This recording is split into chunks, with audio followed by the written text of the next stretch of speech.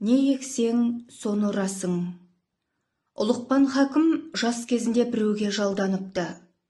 Оның қожайыны ниеті бұзық, қарау адам екен. Ойындағысын жүзеге асыру үшін басқаға озбырлық істеп, зұлымдық жасаудан тайынбапты. Бірақ аузынан тобасы, қолынан тәпсісі түспейді. Үнемі, Құдайым, маған мол байлық, бақ береке нәсіп ете көр деп дұға жасайды.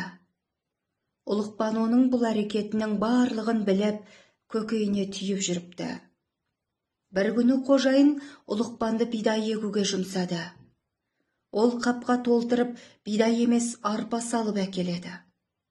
Егістікке барып еге бастады. Қожайын Ұлықпанның ісін көріп, ақымақ, мен саған арпа емес бидай ек деп едім ғой, қай құлағыңмен тыңдадың деп шүйлігеді.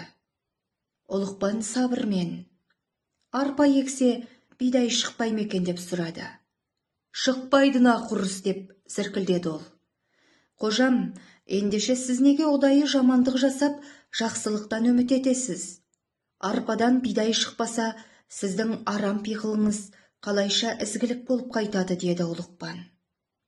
Қожайын содан бастап пиғылын түзеп, ел жұртқа жәрдем беріп, жақсылық жасауды әдетке айналдырған екен.